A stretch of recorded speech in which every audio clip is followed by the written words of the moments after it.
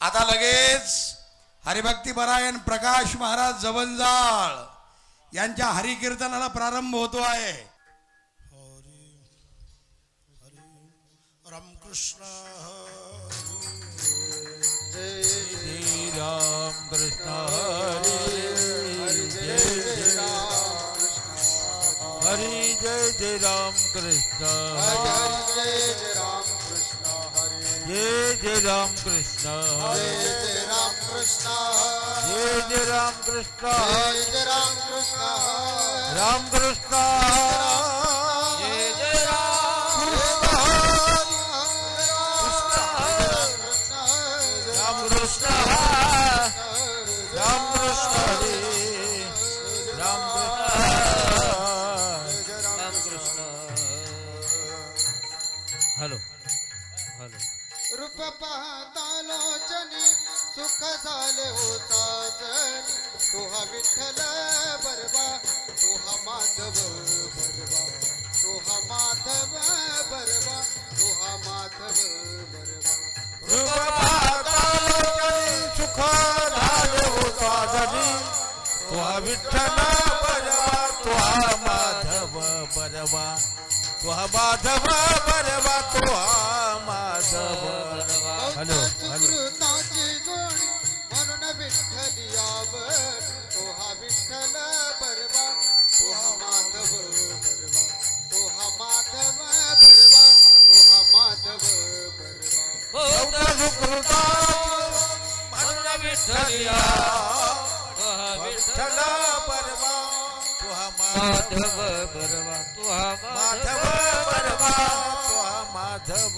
बरबा सर्व सुखाचे आगर बाप रखुमा देवी वर सर्व सुखाचे आगर बाप रखुमा देवी वर सर्व सुखाचे आगर बाप रखुमा देवी वर सर्व सुखाचे आगर बाप रखुमा देवी वर सर्व सुखाचे आगर बाप रखुमा देवी वर सर्व सुखाचे आगर बाप रखुमा देवी वर तुहा विठ्ठल बरबा तुहा माधव बरबा तुहा माधव बरबा तुहा माधव बरबा सर्व सुखाचे आगर बाप रखुमा देवी वर विठ्ठल बरबा तुहा माधव बरबा तुहा माधव तुहा माधव तुहा विठ्ठल बरबा तुहा माधव बरबा तुहा विठ्ठल बरबा तुहा माधव तुहा विठ्ठल बरबा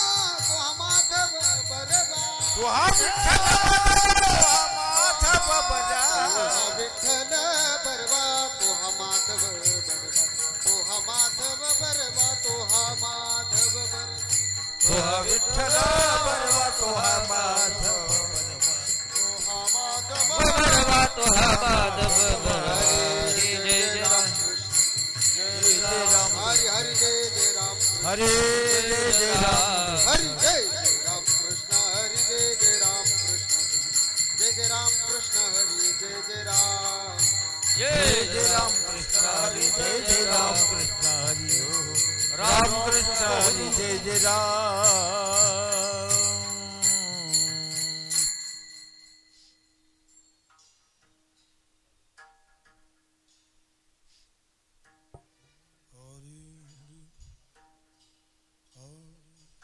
अपवित्र सोहळी अपवित्र सोहळी पवित्र सोहळी पवित्र सोहळी भूमंडळी एकतीच एकटीच भूमंडळी एकटीच भूमंडळी एकतीच भूमंडळी एकटीच भूमंडळी ज्यांचा आवडता देव त्यांचा आवडता देव ज्यांचा आवडता देव त्याचा आवडता अखंडित प्रेम भाव अखंडित प्रेम भाव अखंडित प्रेम भाव अखंडित प्रेम भाव अखंडित भाग्यवंते आदित भाग्यवंते बनते सरती पुरती धनवते सरती पुरती धनवते सरती पुरती धना वित्ते सरती पुरती धना वित्ते सरती पुरती धना वित्ते सरती पुरती धना ज्यांचा आवडता देवा ज्यांचा आवडता देवा ज्यांचा आवडता देवा अखंडित प्रेम भाव अखंडित प्रेम भाव अखंडित प्रेम भाव अखंडित प्रेम भाव तुका मने देवा तुका मने देवा तुका मने देवा केल्या पावे सेवा त्यांची केली पावे सेवा त्यांची केली पावे त्यांची केली पावे सेवा त्यांची केली पावे सेवा ज्यांचा आवडता देवा आवडता देवा प्रेम भाव खंडित प्रेम भाव खंडित प्रेम भाव प्रेम प्रेम भाव खंडित प्रेम भाव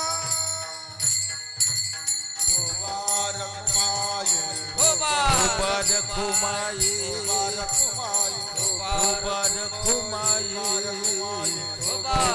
खुमाई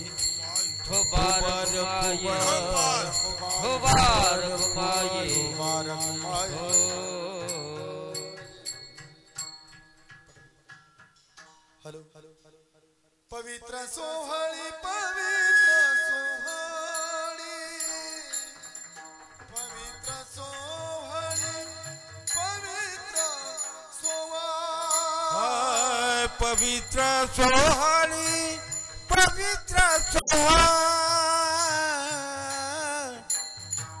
पवित्र सोहळी पवित्र सोहळी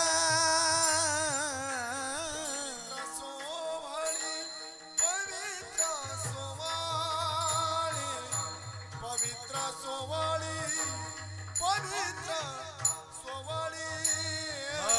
पवित्र सोहळी पवित्र सोहळी पवित्र सोहळी एकातीच भूमंडळी एकातीच भूमंडळी ज्यांचा आवडता देवा ज्यांचा आवड देवा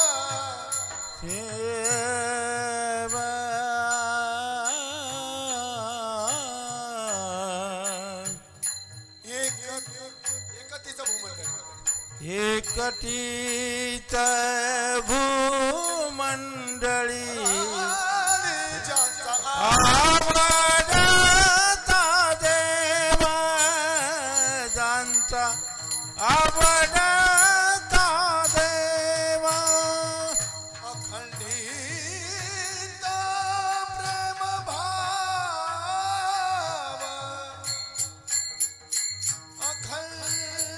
अखंडित प्रेम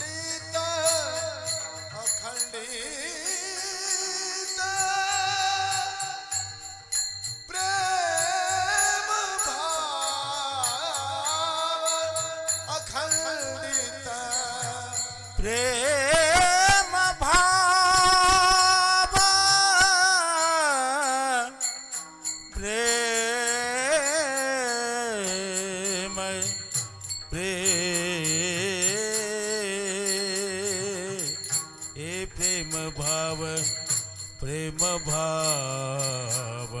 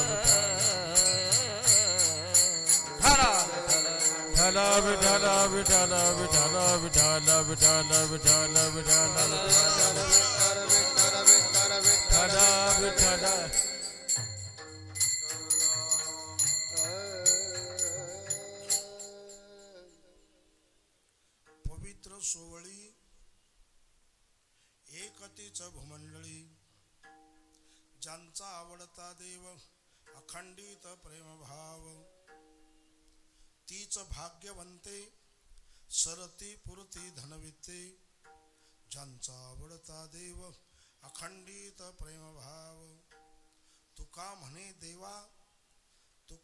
देवा त्यांची केली पावे सेवा ज्यांचा आवडता देव अखंडित प्रेम भाव विठ्ठला विठ्ठला विठ्ठला विठ्ठला विठ्ठला पांडुरंगा करू प्रथम नमन दुसरे चरण संतांची त्यांच्या कृपादाने कथेचा विस्तार बाबाचे सद्गुरु दास तुका ओम नमो ज्ञानेश्वरा करुणा करा दयाळा तुमचा अनुग्रहला धरू पावन झालो चराचरी. जयाचे केले स्मरण होय सकळ विद्यांचे अधिकरण. तेच बंधू श्रीचरण श्री गुरुचे ते नमस्कारुणे आता.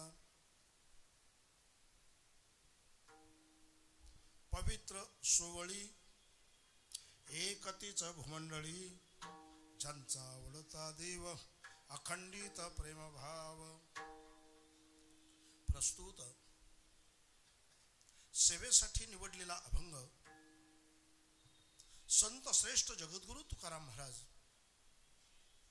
यांचा 4 चरणाचा असा अभंग आहे आणि संतपर या प्रकरणातील अभंग आहे. काय महान संतांच्या जयंती उत्सवाच्या निमित्ताने एक युग प्रवर्तक जे आहेत त्यांच्या जयंती महोत्सवाच्या निमित्ताने एका महान महापुरुषाने तथा एका संतांनी एका वैराग्यशाली महात्म्याने हा सर्व योजना जी आहे हा ज्या कार्यक्रम जो आहे हा ज्याने प्रारंभ केला ज्यांच्या कल्पकतेतून हे सत्कर्म उभं राहिलं ते आदरणीय पूज्य श्रद्धेय स्वामी शुकदासजी महाराज. आणि त्यांनी हे सर्व दालन या ठिकाणी उभं केलं. विज्ञानाचं दालन उभं केलं तर अध्यात्माचंही दालन उभं केलं. लोकांना भौतिक ज्ञानही झालं पाहिजेत आणि आध्यात्मिक ज्ञान झालं पाहिजेत. अनेक संस्था आहेत पण काही ठिकाणी भौतिक ज्ञानाचं शिक्षण दिलं जात आहे, काही ठिकाणी आध्यात्मिक ज्ञानाचं शिक्षण दिलं जात आहे, काही ठिकाणी केवळ विज्ञानाचं शिक्षण दिलं जात आहे तर पुढे अध्यात्माचं शिक्षण दिलं जात आहे.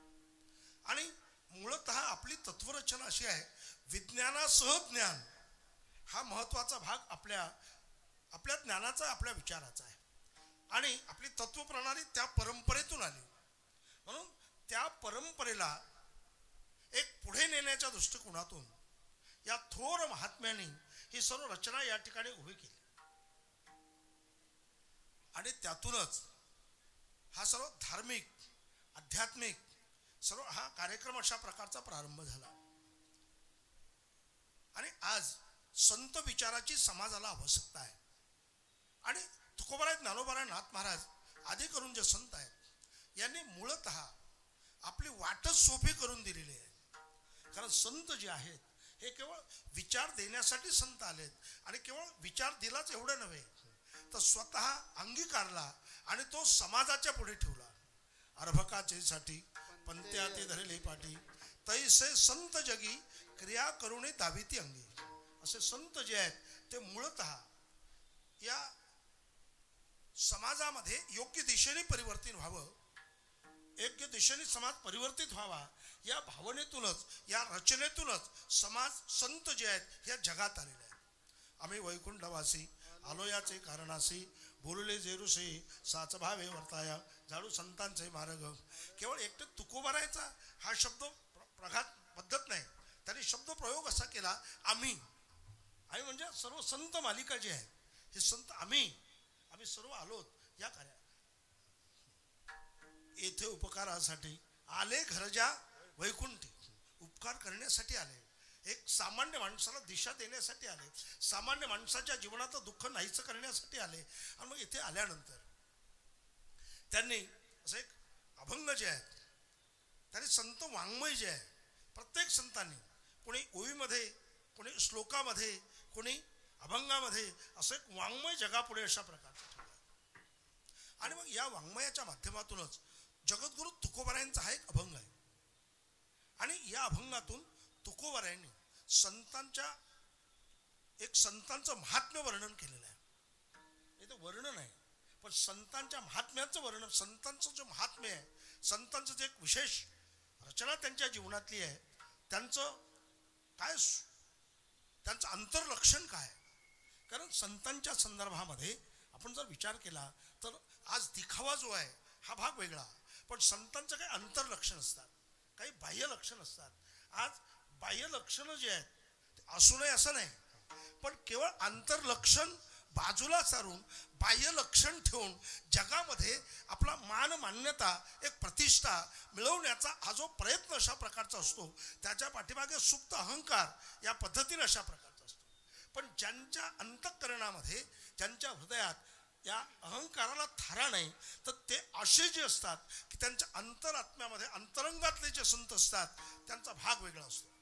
असे अंतरंगातले संत जे आहेत ते कोण आहेत, कसे आहेत, त्यांचं काय, अशा पद्धतीची त्यांची रचना आहे, हे सर्व जो विषय आहे हा श्री संत तुकोबारायांनी त्याचं एक वर्णन या अभंगातून आपल्या पुढे ठेवलेलं आहे. वस्तुस्थितीचं वर्णन आपल्या पुढे ठेवलं आहे. आजकाल वर्णनं केले जातात पण ज्याचा अधिकार नाही तो वर्णन करतो आहे. वर्ण विषयाची किंमत जी असते ती वर्णन करणाऱ्यावर अवलंबून असते. कोणी कोणाचं वर्णन करून चालत नाही. एखादा पहिलवानाचं वर्णन आहे आणि एखादा पेद्रू माणूस करतोय, ज्याला चालण्याची पंचायत आहे, पाय उचलत नाही, तो त्याचं वर्णन करतोय. अशक्ताने त्याचं वर्णन करून चालणार नाही. पहिलवानाचं वर्णन करण्यासाठी, पहिलवानाची शक्ती जगापुढे सांगण्यासाठी, पहिलवानाची काय ताकद आहे जगापुढे सांगण्यासाठी ज्याच्यात शक्ती आहे तोच मांडू शकतो, हा खरा भाग आहे. तसं महात्म्यांचं वर्णन करायचं असेल, संतांचं महात्म्य जगापुढे सांगायचं असेल तर त्यासाठी संतच असावे लागतील, त्यासाठी भक्त असावे लागतील असा त्याचा अर्थ. तरीच महिमान येईल कळो, महिमान येईल कळो, तरीच महिमान येईल कळो. तुका म्हणे अंगे व्हावे ते आपण, तुका म्हणे अंगे व्हावे ते आपण, हे अंगे व्हावे ते आपण. तुका म्हणे अंगी व्हावे ते आपण. तरीच महिमान येईल कळो, तरीच महिमान येईल कळो, तरीच महिमान येईल कळो. तुका म्हणे अंगे व्हावे ते आपण, तुका म्हणे तरीच अंगे व्हावे ते आपण, तुका म्हणे अंगे व्हावे ते आपण, तुका म्हणे अंगे व्हावे आपण. महिमान येईल कळो, तरीच महिमान येईल कळो. तुका म्हणे अंगे व्हावे ते आपण, तुका म्हणे ओ झाली म्हैस गाय बहुधा. तरीच महिमान येईल कळो. जर तशी शक्ती असेल, तशी ताकद असेल, ते जर ते असतील स्वतः तरच महिमा त्यांचा आपल्याला कळेल. पण भक्ताचा महिमा भक्ताची जाणती विठ्ठला विठ्ठला.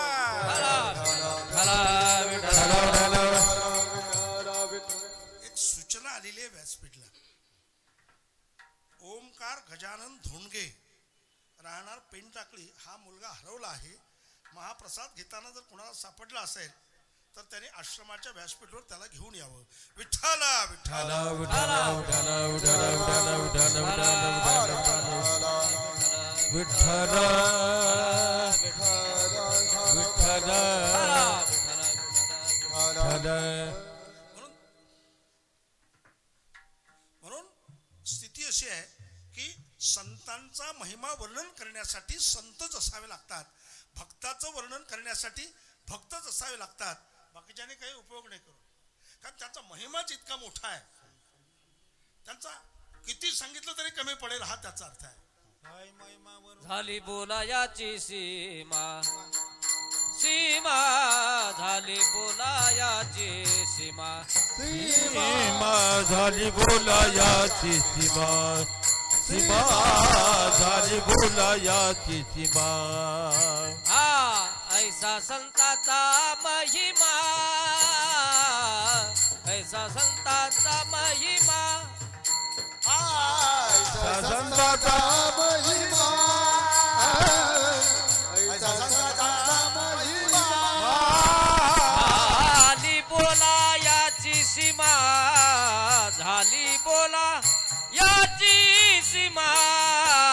ऐसा संतांचा महिमा, महिमा ऐसा संतांचा महिमा. हाय ऐसा संताचा महिमा, ऐसा अशा संतांचा महिमा झाली बोलायाचे सीमा. किती सांगितलं ते कमी पडणार आहे. पण काय आहे त्यांचा महिमा वानुवार वार.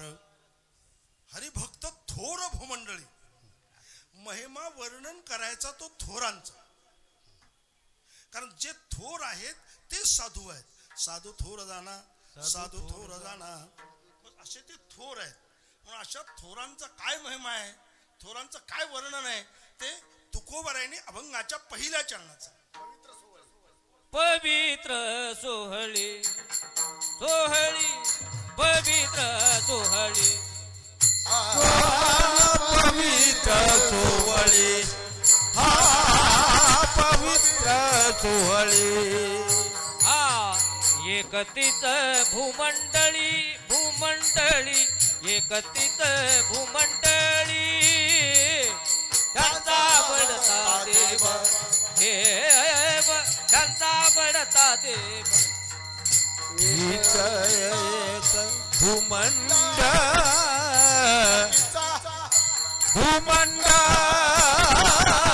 त्यांचा वडता दिवस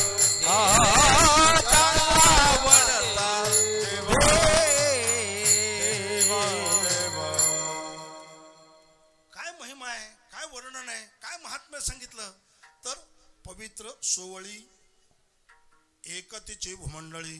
जे पवित्र आहेत, जे सोवळी आहेत आणि असे जे आहेत एक तीच भूमंडळी. एकटेच ते भूमंडळावर पवित्र आहेत. एकटेच आहेत ते, दुसरं कोणी नाही त्याची तुलनाच नाही. हा त्याचा अर्थ आहे. ते पवित्र आहे. पवित्र शब्द उच्चारल्याबरोबर पवित्र कोण पवित्र, कसे पवित्र. सध्या अपवित्रांचा घुडदूस आहे. सर्व दुर्व धुडगूस घातला अपवित्रपणाने. कोणी चांगले माणसं सुद्धा पवित्रपणाचा विचार कमी करायला लागले. ही त्याची अडचण उभी राहिली. म्हणजे ते पवित्र ठेवत नाही असं नाही, पण ज्यावेळेला दुसरा तिथे अपवित्रपणा निर्माण करतोय त्याला थांबवत नाही, ही अडचण आहे. म्हणून पवित्र काय काय पवित्र आहे, कोण पवित्र आहेत. पवित्राच्या बाबतीत जर आपण विचार केला तर आता गंगाजी आहे, पवित्र आहे. समुद्र म्हटला तरी तो पवित्र आहे. गाय म्हटली तरी पवित्र आहे. हिमालय डोंगर म्हटला तरी पवित्र आहे. पण काही गोष्टी अशा आहेत की त्यांना पवित्राला काही मर्यादा आहे. मर्यादा आहे. काही मर्यादा. कुठल्या मर्यादा. सध्या आपण हिमालयाच्या बाबतीत जर विचार केला तर त्याला देशाची मर्यादा आहे. तो उत्तर भारतामध्ये त्या स्थानावर जो आहे तो तेवढ्या पुरताच आहे. म्हणजे तेथे आहेच, पण तो पवित्र आहे. पण त्याला देशाची मर्यादा आहे. गंगा जी आहे तशी गंगा ज्या ठिकाणाहून प्रवाहित होते त्याला देशाची मर्यादा आहे. काही ना कालाची मर्यादा आहे. हो बघा, आमच्या मुलाची मुंज करायची आहे, आमच्या मुलाचं लग्न करायचं आहे. एक चांगला क्षण काढा. ती वेळ पवित्र असली पाहिजे, चांगली असली पाहिजे. मग ती वेळ चांगली सापडते. ही वेळ चांगली आहे, चांगली पवित्र आहे, चांगली वेळ आहे. या कार्यात तुम्ही जर हे कार्य केलं तर हे पवित्र अशा प्रकारचं होणार आहे. मग ती वेळ काढल्या जाते. पण ती वेळ जी आहे ती तितका वेळच तिचा पवित्रपणा आहे. तिचा वेळ संपला तिचा पवित्रपणा गेला. काही जागा असतात, त्या जागेवर काही जागा पवित्र असतात, पण ती जागा तेवढ्यापुरती मर्यादित असते. ते मर्यादितपणा संपला म्हणजे आपण बाहेर गेलो की त्याचा पवित्रपणा तेवढ्या जागेचा पुरताच राहतो. पण सर्वांच्या बाबतीत असं नाही, पण संतांच्या बाबतीत असं नाही. त्यांचा पवित्रपणा जो आहे हा सर्व दूरवर पवित्रपणा आहे. म्हणजे त्यांच्यामध्ये कुठल्याही क्षणात, कुठल्याही प्रसंगात, देश असो, काल असो, का वस्तू कुठलाही भाग असेल, त्यांचं पावित्र्य सातत्याने टिकून असतं. हे संतांचं जीवन आहे. विठ्ठला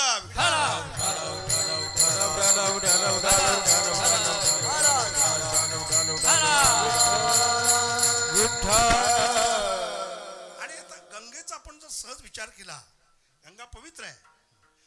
पवित्र आहे ती आपलं पाप घालवते, पाप नाहीसं करते. पण पाप नाहीसं करते ठीक आहे, पण काही काळ तिचा अपवित्रपणाचा निर्माण होतो आहे. कारण अनेक जे लोक आहेत, कोणी असं असतं एक पापी माणूस आहे, तो गेला पाप तेथे क्षालन त्याचं झालं, तिथे गेलंय पाप. म्हणजे पापाचा संचय तिकडे वाढत चालला. कुठे? गंगेत सुद्धा. मग ते गंगेचं पाप क्षालन करण्यासाठी त्या गंगेला ज्यांच्याकडे यावं लागतं ते खरं पवित्र आहेत. विठ्ठल ढालाव ढालाव ढालाव ढालाव ढालाव ढालाव ढालाव ढालाव ढालाव ढालाव ढालाव ढालाव तीर्थेत या ठाया येती पुनीत व्हावया. पुनीत होण्यासाठी तीर्थालाही तिथे यावं लागतं, अशी गंमत आहे. आता आमचा हिमालय पर्वत आहे, पवित्र आहे, पण परिस्थिती अशी आहे तो पवित्र आहे, सर्व खरं आहे. हिमवंतू दोष खाये परिजीविताची हानी होय, अशी गंमत आहे. पण हे बाकीचे पवित्र असे आहेत, पण हे पवित्र काही वेगळंच आहे. म्हणून हे संत जे आहेत ते पवित्र अशा प्रकारचे आहेत. पवित्र पवित्र सोवळी.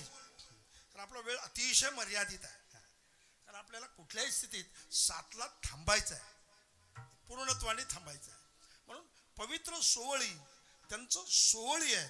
आता काही पवित्र आहेत पण सोवळी नाही, काही सोवळी सापडतील पण पवित्र नाही. पण पवित्र सोवळी जे आहेत ते संत अशा प्रकारचे आहेत.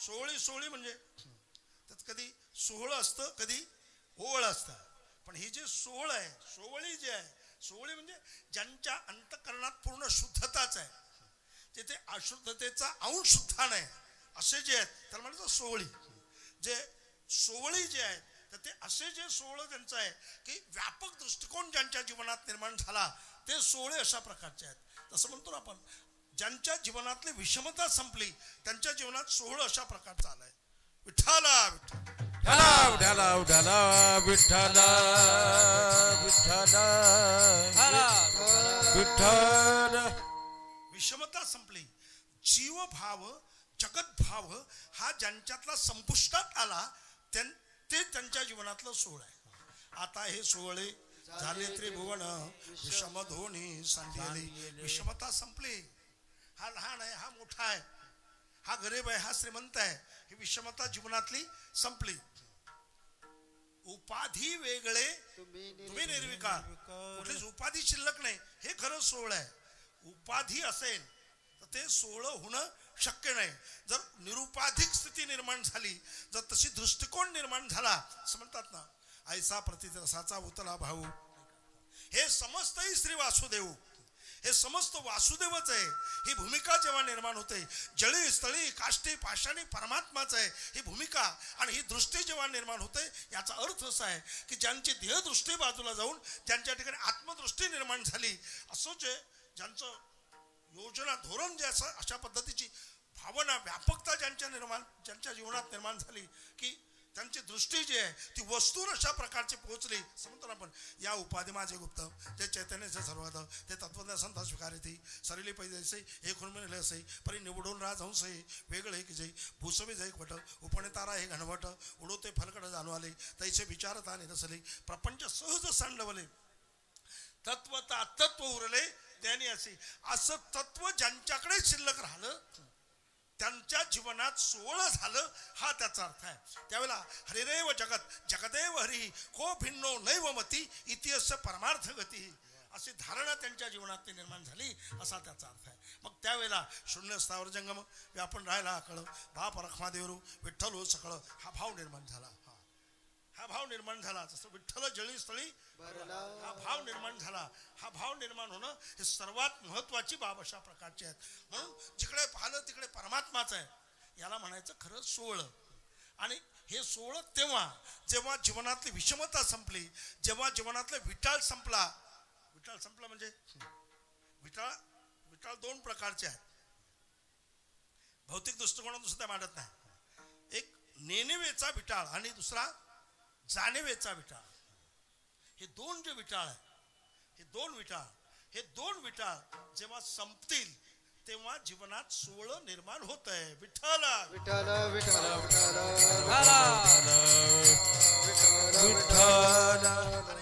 भौतिक दृष्टिकोनातून जरी आपण विचार केला, परद्रव्य परनारी याचा धरे विटाळ, याचा विटाळ धरणारे हे महापुरुष असतात. याचा विटाळ धरणारे जे आहेत त्यांच्या जीवनात सोहळ असतं. हा जर आपण विचार केला, ज्यांची जयंती महोत्सव आपण करतोय, ज्यांचा अभंग आपण घेतलाय, त्यांच्या जीवनातला जर आपण विचार केला तर परद्रव्य परनारी अनेक सर्व उदाहरणं आपल्या डोळ्यापुढे आहेत. स्वामी विवेकानंदाचं उदाहरण डोळ्यापुढे आहे. तुम्ही मला कोण समजा? मुलगा समजा. तुमचा पुत्रच मी आहे, तुमचा मुलगाच मी आहे. म्हणजे समोरच्याची भावना एका क्षणात बाजूला सारली आणि तुम्ही माझी आई आहात आणि मी तुमचा मुलगा आहे हा संदेश त्यांनी जगापुढे ठेवला. ही विशेषता आहे. जगद्गुरु तुकोबारायांच्या जीवनात सुद्धा जाईव तू माते न करी साया आम्ही विष्णुदास तैशन हो. शब्द काय वापरला माहिती आहे? काय शब्द वापरला? जाईव तू माते. माते, तू आमची माय आहे बाबा, माता आहे तू, तू जा. म्हणजे परनारीला आई समजणारे आमचे संत आहेत, तुकोबार आहेत, ज्ञानोबार आहेत आणि आमचे स्वामी विवेकानंद आहेत. हे महत्वाचा भाग जगात. म्हणून त्यांच्या जीवनात असं कुठलंच नाही ना परद्रव्य परनारी, हे तर विटाळ गेलेच, पण ज्यांच्या जीवनातली नेणीवही विटाळ गेला आणि जाणीवही विटाळ गेला. जाणीव जरी राहिली तरी सुद्धा अडचणच आहे, अडचणच आहे, कारण तो एक विटाळच आहे. म्हणून म्हणतात जाणीव नेणी व गेलिया निशेष. ही जशी गेल्यानंतर मग जीवनात खरं सोहळं निर्माण होत आहे. आणि असंच सोहळं ज्यांच्या जीवनात आहे ते संत आहेत, ते पवित्र आहेत, ते संत आहेत. जे सोहळं आहे म्हणून पवित्र सोहळी एक तीच भूमंडळी. शब्द अगदी ताकदीने मांडला, शक्तीने मांडला, चकारात्मक शब्द मांडला. षष्टीचा प्रयोग आहे, चाचीचे षष्टीचा प्रयोग आहे. नाही नाही, तेच आहे, दुसरं कोणी नाही. पवित्र सोहळी तेची एक भूमंडळी. म्हणजे या जगात, या विश्वात तेच एक भूमंडळी, या विश्वात तेच एक आहेत जे पवित्र आहेत आणि सोहळं त्यांच्या जीवनात आहेत. दुसरं जगातलं कोणी नाही असा त्याचा अर्थ आहे. आणि असे जे असतात, असे जे असतात त्यांचा एकच, त्यांचा आवडीचा एकच भाग असतो, त्यांना आवडतं एकच, त्यांचा एकच विषय असतो, तो म्हणजे परमात्मा. हा त्याचा अर्थ आहे.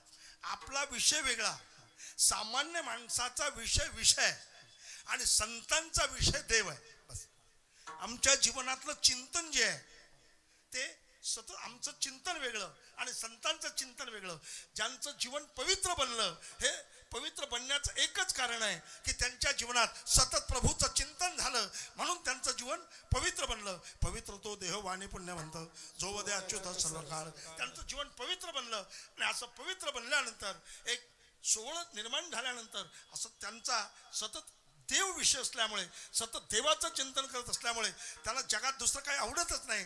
जगात त्यांना जे आवडतं तो फक्त जगाचा मालक आहे, तो जगाचा नाथ आहे, तो जगाचा नियंता आहे, जो जगत करता आहे असा जो परमात्मा आहे तोच त्यांना आवडतो. हा त्याचा अर्थ आहे. तेच अभंगाच्या दुसऱ्या चरणात आवडता देव,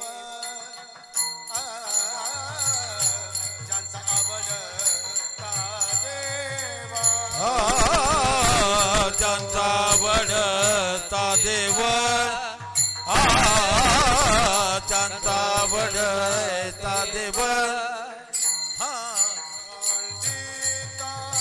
खंडिता प्रेम भाव, खंडिता प्रेम भाव,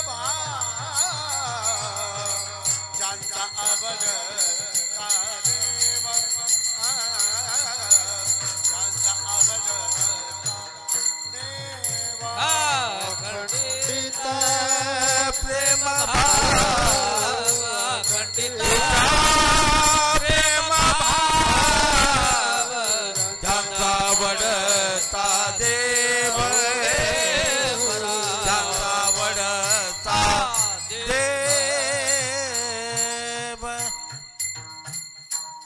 ज्यांचा आवडता देव, अखंडित प्रेमभाव, ज्यांचा आवडता देव.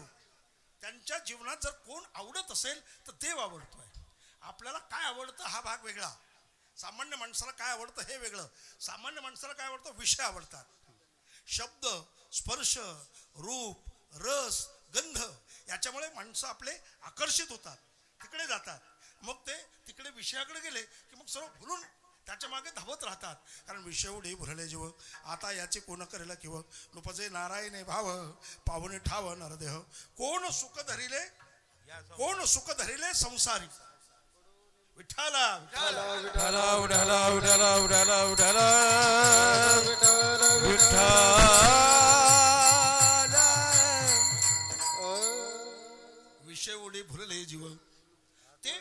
विषयाकडे आकर्षित झालेत, विषयाकडे धावायला लागलेले आहेत. त्यांच्या जीवनातला जर महत्वाचा घटक आणि कोण असेल तर त्यांचा फक्त त्यांच्या जीवनात फक्त विषयच, बस. विषय सोडून काहीच नाही.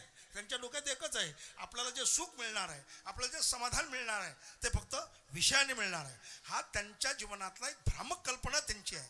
त्यांच्या जीवनातला हा गैरसमज आहे की आपल्याला विषयापासून काय मिळणार आहे. विषयापासून मिळणं अतिशय अवघड आहे.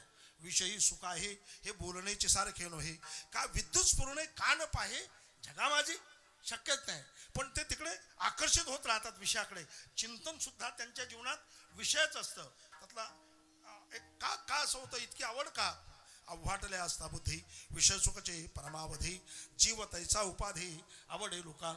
म्हणजे अव्हाटले असता बुद्धी म्हणजे ते त्या रस्त्याने अशा प्रकारचे जातात. म्हणून अशा वेळेला सामान्य माणसाला जे आवडतं ते संपून जाणार आवडतं. सामान्य माणसाला जे आवडतं नाश पावणार आवडतं. सामान्य माणसाला जे आवडतं ते दुःख देणार आवडतं. म्हणून अशा वेळेला जे दुःख देत नाही, जे नाश पावत नाही, जीवनात अखंड समाधान मिळू शकताय हे वेगळं, आणि यांना आवडतं ते वेगळं. म्हणून यांना जे आवडतं तो विषय आहे आणि संतांना जो आवडतो तो देव आहे. मग असे एक जे वाक्य मी मांडलंय की सामान्यांचा विषय विषय आहे आणि संतांचा विषय देव आहे. म्हणून विषय तो त्यांचा झाला नारायण, नावडे जनधन माता पिता. त्याला बाकीचं काही आवडतच नाही ना. जन आवडे आता पाहुणं हे जना, अशी त्यांची अवस्था आहे. धन नावडे काय त्यांना तुका म्हणे धन भाग्य अशाश्वत झालं तेही नावडे. माता पिता नावडे म्हणण्यामध्ये एवढाच उद्देश आहे की जे पारमार्थिक क्षेत्राला प्रतिबंध करतात, जे आपल्या कृतार्थतेच्या रस्त्याला आडवे येतात ते न आवडे. विठ्ठल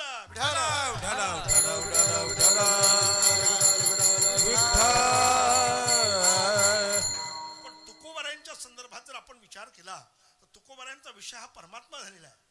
चिंतन असेल तरी, बोलायचं असेल तरी देवाचं, ऐकायचं असेल तरी देवाचं. देवाविना काही नाहीच आहे. बस एकच विषय, देव परमात्मा.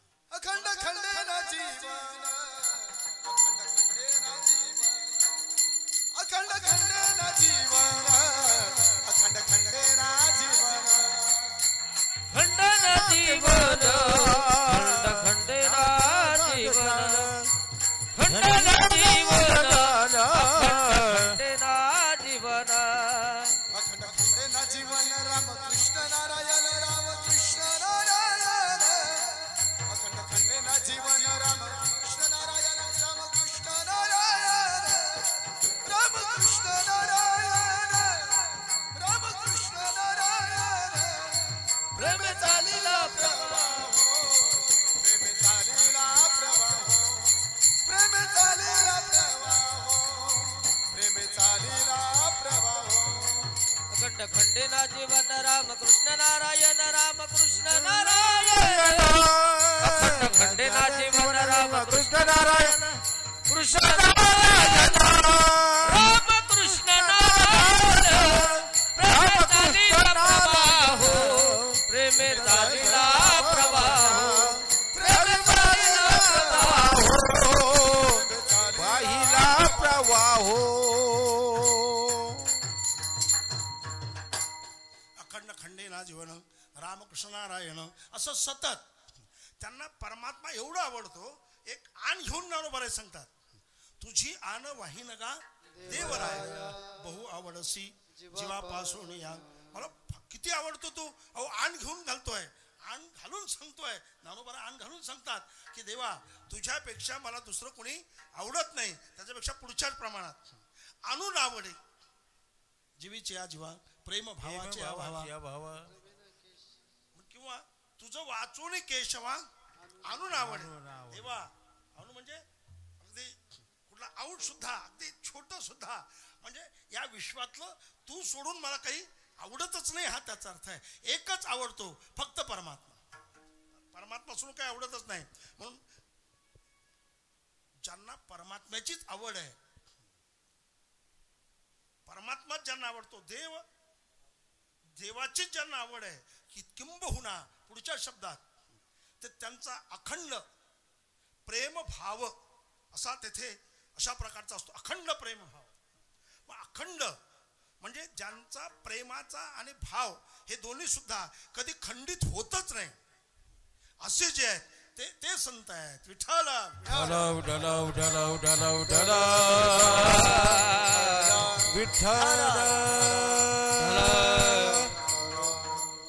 असं अखंडपणे प्रेम आणि भाव हा ज्यांच्याकडे कायम अशा प्रकारचा अखंड चालतो त्या अभंगाच्या दुसऱ्या चरणाचा.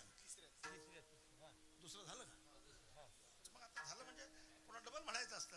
हा असं त्याचा गंमत अशी आहे की अखंड भाव प्रेम आणि भाव याचा जर आपण विचार केला तर प्रेम जे आहे प्रेम शब्द म्हटल्याबरोबर आता जर आपण भौतिक कालखंडात जर पाहिलं प्रेम आहे.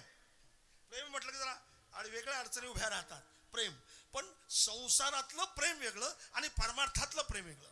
संसारातलं प्रेम जे आहे हे वैषयिक प्रेम आहे पण परमार्थातलं प्रेम वेगळं. हे प्रेम दुःख देणार आहे आणि ते प्रेम सुख देणार आहे असा दोन्हीतला बदल आहे. हे वैषयिक प्रेम आहे. वैषयिक प्रेम दुःख देत असतं आणि निर्विषय प्रेम जे आहे ते माणसाला सुखावून टाकत असतं हा त्याचा अर्थ आहे. पण हे प्रेम सुद्धा हे सहजासहजी मिळत नाही. प्रेम देवाचे हे देणे हे देणं जे आहे ते देवाचं आहे. देवाशिवाय ते मिळणं शक्य नाही.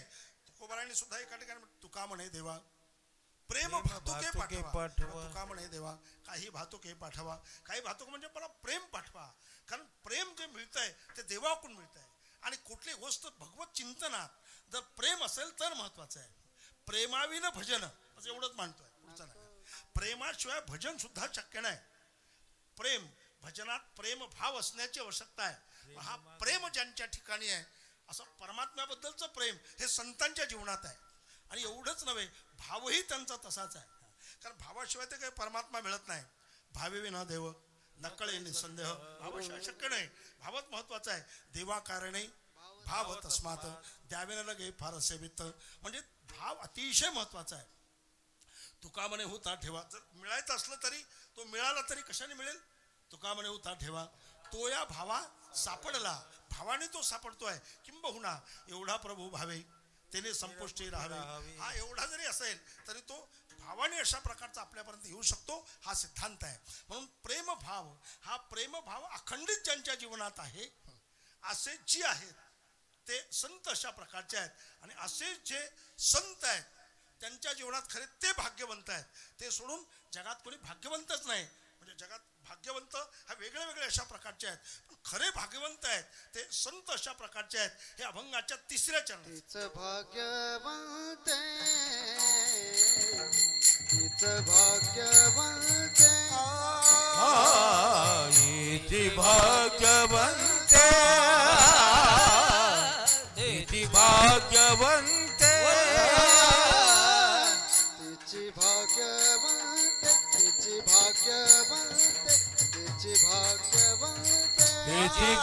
भाग्यवंत भाग्यवंत भाग्यवंत करते पुरते धाणाविते करते पुरते धाणाविते ज्यांचा आवडता देवा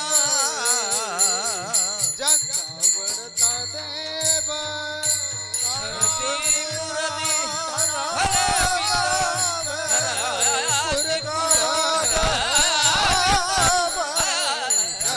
आवडता देवा त्यांचा आवडता देवा.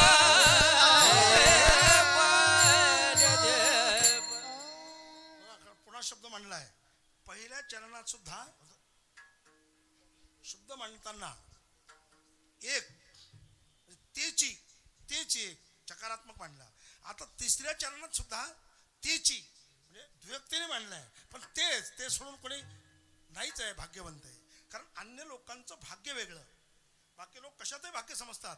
मुलगा झाला तरी भाग्य, धन मिळालं तरी भाग्य, पण ते भाग्याचं नाहीच आहे. भाग्य तरी नोहे धनपुत्र दारा भाग्य तरी नोहे धनपुत्र द्वारा भाग्य तरी नोहे धनपुत्र दारा भाग्य तरी नोहे धनपुत्र द्वारा निकटवास बरा देवा पाई निकटवास बरा संता पायी निकटवास बरा संता पायी. भाग्य तरी नव्हे धनपुत्र दारा. धन पुत्र दारा हे भाग्य म्हटलं जात नाही. कारण जर त्याला मोठं भाग्य भाग्यच म्हटलं शेवटी अशी पंचायत आली नसती. शेखी पुत्र अंगोठा धाविती केवळ भ्रांती पुत्र मोह असे झालंच नसते ना. किंवा तुका म्हणे धन भाग्य अशाश्वत जाणं, ते अशाश्वत अशा म्हणजे ते भाग्य नाहीच आहे. खरं भाग्य ते आहे.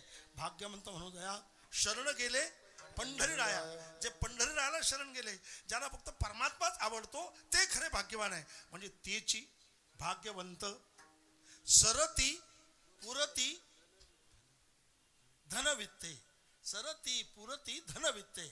म्हणजे सरती पुरती धनवित्ते, सरती पुरती म्हणजे परिपूर्ण, सरती पुरती का बस आता झालं व्यवस्थित झालं बा. म्हणून सरती पुरती एक परिपूर्ण अशा प्रकार झालेत.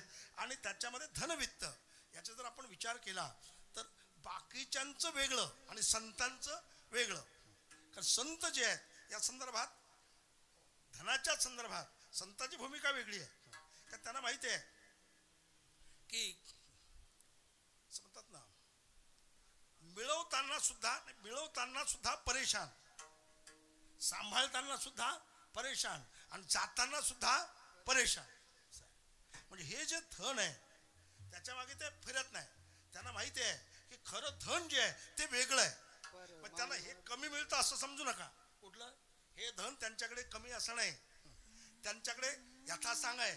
पण त्या धनाचा उपभोग घेण्याची त्यांची कुठली इच्छा नाही हा त्याचा अर्थ आहे. एका वाक्यात सांगतो शास्त्री महाराज. आदरणीय परमपूज्य आमचे परमस्नेही सर, म्हणजे इथे बसले म्हणून स्तुती नाही किंवा ते बसले म्हणून मी बोलतो अशातला भाग नाही. भोग आहे पण भोगण्याचं तैसे ऐकीचे का स्वर्गीचे भोग पाईक झाल्या इच्छेचे ते भोगावे हे नरुचे मना माझी. आहे काही कमी आहे, काही कमी नाही. किंवा त्यातलं एक उदाहरण सांगतो, वेगळ्या रचनेकडे जाऊ नका. आता मी पाहिलं 11 दिवस या देशाचा जो राजा आहे ते 11 दिवस घोंगडीवर झोपले. 11 दिवस अन्न घेतलं नाही, फक्त नारळाचं पाणी घेऊन 11 दिवस. कारण 11च्या पहिल्या दिवशी मी हजर होतो आणि 11व्या दिवशी मी हजर होतो म्हणून मला खात्रीने मानतोय भोग कमी नाही, भोग कमी नाही. काय भोग कमी आहे? पण संत जे आहेत त्याला भोगायचं, आता यांना काय कमी आहे? भोग विलासाने कसं वेगळं जीवन जगू शकतात, पण भोगायची इच्छा नाही, प्राप्त झालं तरी नको हा त्याचा अर्थ आहे. आणि संताकडे काय कमी महाराज? एकच उदाहरण मांडणार, एकच उदाहरण पहा, थोडं गमतीच आहे. एक प्रसंग असा आहे संतांच्या बाबतीत, त्यांना कमी नाही या शब्दाबद्दल मला बोलायचं आहे. त्यांना काहीच कमी नाही. एकदा श्री संत नामदेव महाराज त्यांच्या जीवनातला एक प्रसंग ज्यावेळेस आठवतोय, जेव्हा स्मरणात येतोय त्यावेळेस विशेष वाटतं. नामदेव महाराज घरी आणि त्यांचा कपड्याचा व्यापार शिंपी असल्यामुळे कपडे विकायला न्यायचे. मग एक दिवस त्यांच्या आई वडिलांनी ठरवलं, आईसाहेबांनी निर्णय घेतला, वडिलांनी निर्णय घेतला की आता एक कपडे विकायला जा, त्या नामदेवला पाठवा कपडे विकायला. मग नामदेव महाराज म्हणजे ठीक आहे निघतो. नामदेव महाराजांनी कपडे घेतले महाराज आणि विकायला निघाले. विकायला निघताच एका ठिकाणी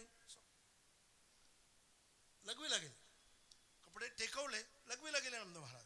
लघवीला गेल्यानंतर सहजपणे असा एका दगडाला हात लागला उठताना. दगडाला हात लावल्यानंतर त्यांच्या लक्षात आलं, अरे काय थंड आहे दगड, हा लय थंडी आहे, याला कपड्याची गरज आहे. त्याने लगेच लागलीच काय केलं नामदेव महाराजांनी, महाराज घडलेली उदाहरण आहेत, नामदेव महाराजांनी असं केलं, जे दगड होते तिथे त्या दगडाला प्रत्येक दगडावर एक एक कपडा ठेवून दिला. आता हे याला थंडी नाही वाजली पाहिजे, पण मग पैसे लागतील ना, पैशाचं कसं?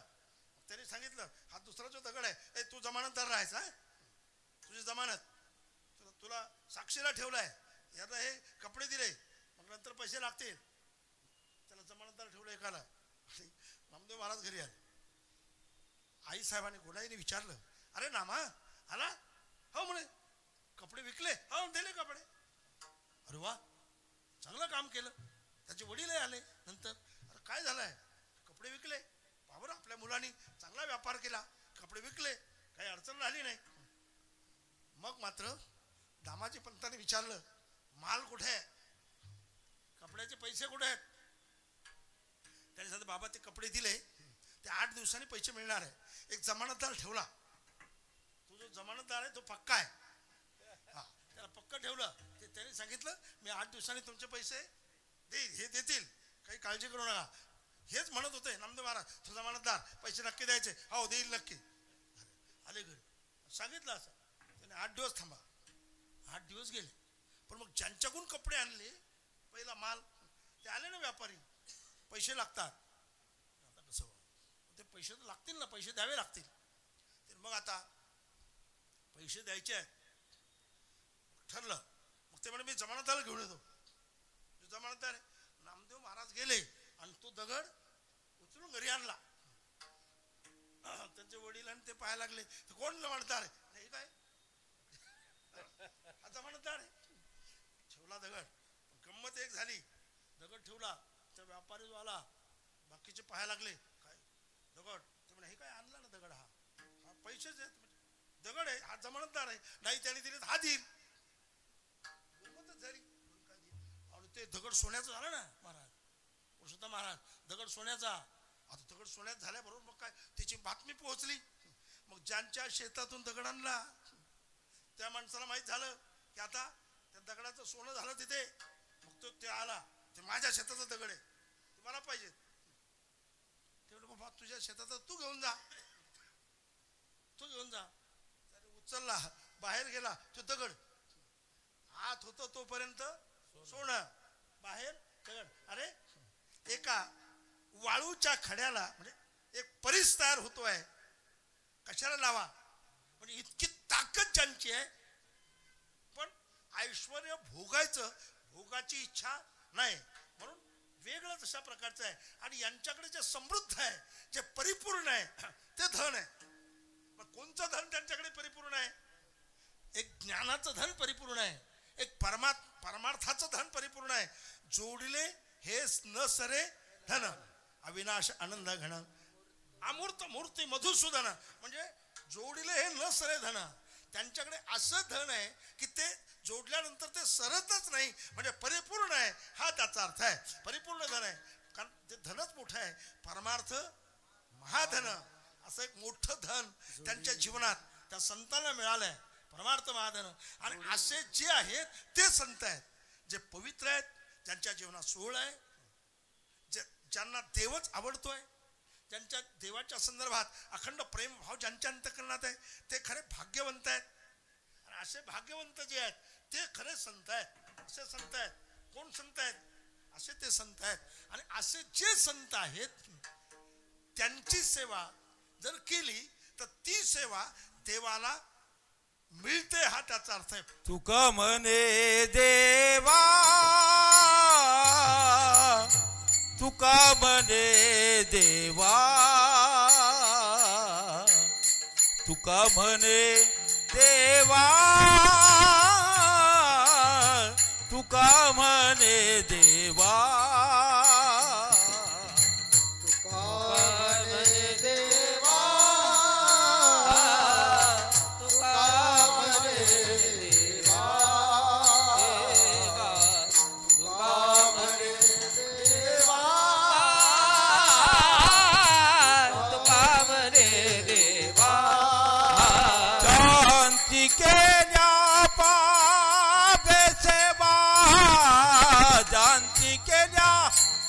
बाबे सेवा,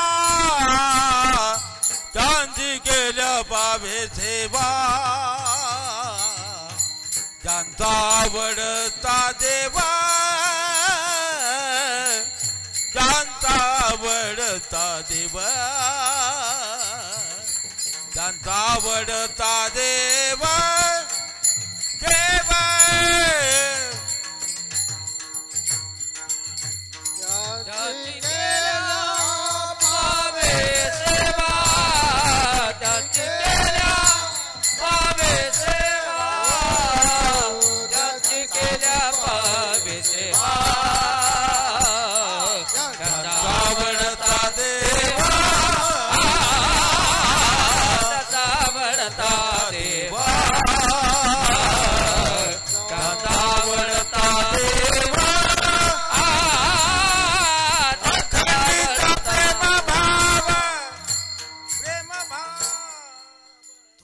देवा त्यांची केली पावे सेवा. तुका म्हणे, तुका म्हणे त्यांची केली पावे सेवा देवा. देवा पावे, देवा पावे, त्यांची सेवा केलेली देवाला पावते. कुणाची? अशा संतांची. आता हे जे चालू आहे सध्या, आता हे कुणाचं आहे? संतांचं आहे. आता हा जो मंच आहे हा कुणी उभा केला? एका संतांनी उभा केला. कुणाचा महोत्सव चालू आहे? जयंती कुणाची आहे? एका महान संतांची आहे. महान संत म्हणजे कोण? स्वामी विवेकानंद. कसं काय महान संत असा प्रश्न? ते युग प्रवर्तक होते, ते वेगळंच होते, असं कसं काय शक्य आहे? अहो शक्यच आहे. त्याचं कारण असं आहे, गीता भागवत खरे ते श्रवण अखंड चिंतन विठोबाचे ते संत आहेत. ज्यांना गीता आणि भागवत सातत्याने श्रवण मनन त्याच्याबद्दलची शक्ती ज्यांना कळते, अखंड चिंतन विठोबाचे ते संत आहेत. तयाचा हरिक वाटे देवा. गीता गीता गीता म्हणजे असामान्य आहे. बाप बाप ग्रंथ गीता, जो वेदी प्रतिपाद्य देवता, असा गीता ग्रंथ आहे. आणि असा ग्रंथ जो आहे हा ज्यांच्या हृदयात आहे. गीता सोडून काही नाही. ज्यावेळेला शिकागोला धर्म परिषदेला त्यावेळेस जाण्याचा योग आला, विस्ताराने सांगत नाही, आपले फक्त 4च मिनिट बाकी, 5च मिनिट बाकी आहे. म्हणजे जाण्याचा योग जेव्हा स्वामी विवेकानंदांना आला त्यावेळेस त्यांनी आपला धर्मग्रंथ आपल्याबरोबर नेला. ज्या धर्मग्रंथाला देशात नव्हे जगात मान्यता आहे. न्यायालयात सुद्धा जर गेलात, न्यायालयात कोर्टात सुद्धा, तर गीतेला हात लावला म्हणजे बाबा खरं. आणि तेथे ज्यावेळेस नेला आणि त्यावेळेस दाखवला, छोटा ग्रंथ दिसला, त्याला वाटतं आपले ग्रंथ मोठमोठे आहेत, हा तर छोटा आणला याने. पण छोटा जो ग्रंथ आहे मग त्याने खाली ठेवला आणि बाकीचे ग्रंथ वरती ठेवले. बाकीच्या लोकांचं जे होतं ते वरती ठेवलं. आणि मग त्यांच्या लक्षात आलं हे असं झालंय. पण त्यांनी बोलताना हे सांगितलं आणि विश्वात्मक भाव त्यांचा होता. आता विश्वात्मके देवे ही त्यांची धारणा होती. म्हणून सुरुवातीलाच बंधू आणि भगिनी हा शब्द उच्चारला. बंधू याचा अर्थ असा आहे की आमचे सर्व जे आहेत, आपण कोणत्या याच्यामध्ये म्हणतो ना, आपल्या सकाळच्या प्रार्थनेत शाळेच्या सुद्धा म्हणतोय की सारे भारतीय माझे बांधव आहेत असं म्हणतो आपण. तसं त्यांनी तो प्रयोग तिथे, कारण ही ज्ञानोबरायांची प्रक्रिया, म्हणजे सर्व बंधू आहेत, माझ्या बहिणी आहेत, हा विशाल दृष्टिकोन जे त्यांचा होता. आणि गीतेला एवढं अनन्य साधारण त्यांचं महत्व होतं. म्हणून ते स्वामी विवेकानंद. आणि त्याने एक सांगितलं, बाकीच्यांनी जरी आणून ठेवले ग्रंथ, पण सर्व ग्रंथाचा पाया जो आहे हा आमचा श्रीमद भगवद्गीता आहे, हे त्यांनी त्यांच्या स्पष्ट अशा प्रकारचं केलं.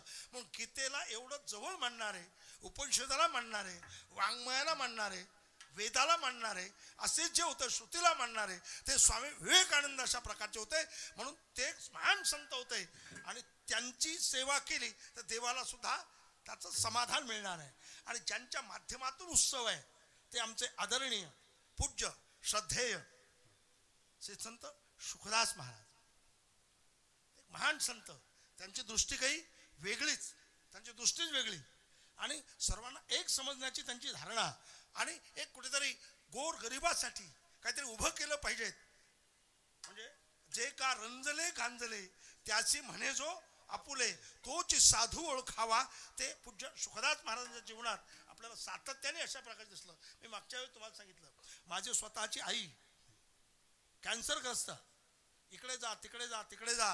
आणि त्यावेळेला काय झालं असेल, डॉक्टर कडासने, आता सध्या आपले जे पोलीस अधीक्षक आहेत कडासने साहेब, त्यांचे वडील आपले सर्जन होते, सिव्हिल सर्जन, तर त्यांच्याकडे नेलं. ते काही लवकर लक्षात येणं, औषध देणं सुरू होती. आणि ज्यावेळेला येथे आणलं त्यावेळेस महाराजांनी तपासलं. आणि तपासल्यानंतर आईला बाहेर पाठवलं सर शास्त्रीजी. आणि एक कागद घेतला आणि त्या कागदावर मामांजवळ त्या कागदावर लिहून ठेवलं. म्हणजे असं एक पोटाचा आकार केला आणि एक असा गोलाकार केला असा की या ठिकाणी यांना कॅन्सर आहे.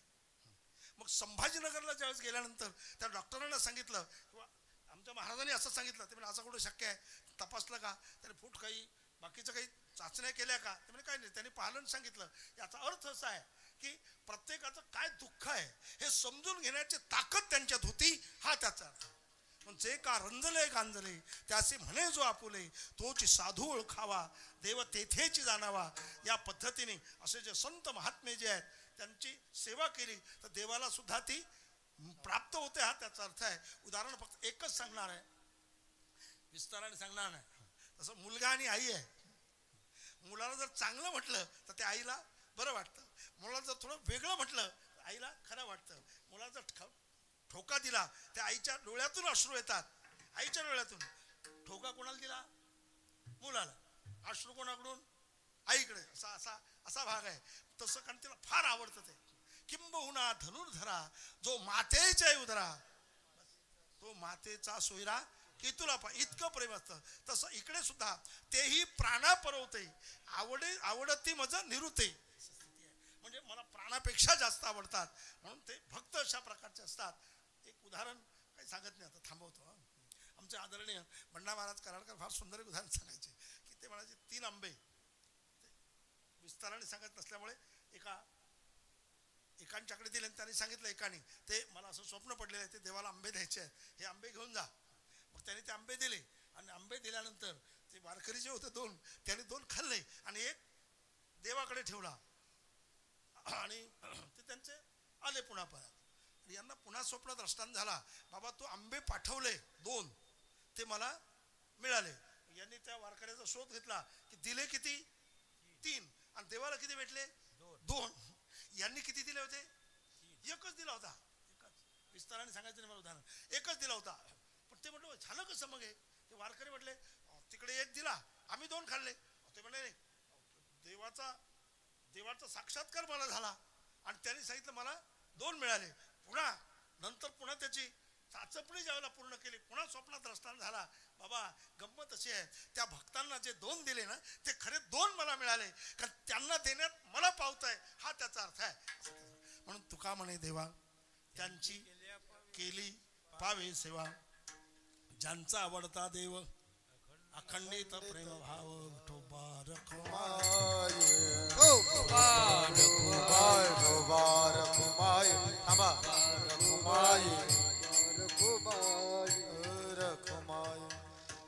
एक फक्त सूचना तुमच्या पुढे ठेवतोय, कारण हे सर्व चॅनल आहेत, म्हणजे वेगळ्या वेगळ्या ठिकाणी पूर्ण राज्यभर देशभर ही बातमी पोहोचते या माध्यमातून की आम्ही एक नामसप्ताहाचं आयोजन केलंय. ते आहे 4 फेब्रुवारी ते 12 फेब्रुवारी. मी त्याचा एक मार्गदर्शक आहे. 4 फेब्रुवारी ते 12 फेब्रुवारी. तुम्हाला सांगितलं, तुम्ही ऐकलं नाही याच्या अगोदर. 4 फेब्रुवारी ते 12 फेब्रुवारी मुंबईला, नवी मुंबई, खारघर, सेंट्रल पार्कला. 4 फेब्रुवारी ते 12 फेब्रुवारी मी पूर्ण वेळ थांबणार. आदरणीय पूज्य बंडा महाराज कराडकर पूर्ण वेळ थांबणार. आदरणीय पूज्य चंद्रशेखर महाराज देगलूरकर पूर्ण 8 दिवस थांबणार. असे अनेक साधू संत 8 दिवस थांबणार आणि राज्यभरातून नव्हे देशातून अनेक लोक येतील. 3 शंकराचार्य सुद्धा आपल्या त्या कार्यक्रमात येणार आहेत. आपण 200 बाय 300चा पेंडॉल कार्यक्रमाचा हा आपण पूर्णपणे तयार केला. 300 जे आहेत, 300 म्हणजे चांगल्या पद्धतीच्या एक राहुट्या ज्या आहेत, चांगल्या पद्धतीच्या 300 राहुट्या निवासासाठी तयार केलेल्या आहेत. आपण भोजनाची व्यवस्था सुद्धा अतिशय चांगल्या प्रतीत आपण भोजनाची व्यवस्था केली. भोजन निवास, ज्ञानेश्वरीचं पारायण आहे, 2 सकाळी 1 संध्याकाळी 1 असे 2 कीर्तन आहेत, हरिपाठ आहे, काकडा आहे, गाथाचं भजन आहे आणि श्री आमचे आदरणीय हरिभक्त परायण पूज्य श्रद्धेय चंद्रशेखर महाराज देगलूरकर यांची कथा आहे. अतिशय विद्वान माणूस आहे, म्हणजे अतिशय महान विद्वत्वरी अशा प्रकारचे संत आहेत. त्यांची ती तिथे कथा आहे. असं एक आणि त्यातलं एक वैशिष्ट्य सांगतो शास्त्री महाराज. असं वैशिष्ट्य आहे की तुम्ही जर सहजपणे पाहिलं, मला असं वाटतं तुमच्यातल्या अनेक मंडळीला जे आता या चॅनलच्या माध्यमातून जे पाहत राहत असतील तर त्यांना नक्की यायचं असेल तर ते 4ला येऊ शकतात. नाही जमलं तर कोणी 5ला येऊ शकतं, पण नक्की या. सर्व व्यवस्था रचना आपण पूर्ण तेथे तयार केलेली आहे. या पद्धतीने हा सर्व कार्यक्रमाची रचना त्या ठिकाणी आपण केली. सर्वांनी जास्तीत जास्त संख्येने तिथे यावं अशी आमची सर्वांना विनंती आहे. एवढंच. आणि या अभंगावर अतिशय अल्प वेळात जे बोलता आलं ते बोलण्याचा मी प्रयत्न केला.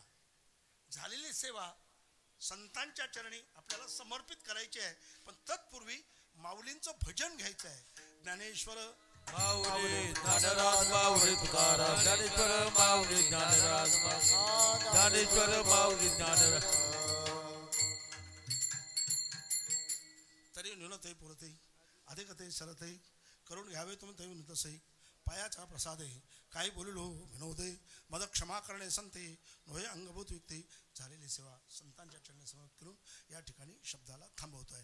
विठ्ठल जय जय विठ्ठल जय जय विठ्ठल बोलिले न करू वेड वाकुळे करा क्षमा अपराध महाराज तुम्ही जिंदा नाही विचारिला धिकारम्या करा क्षमा अपराध महाराज तुम्ही जिंदा तुका म्हणे ज्ञानेश्वरा राजा पायापैकी करा क्षमा अपराध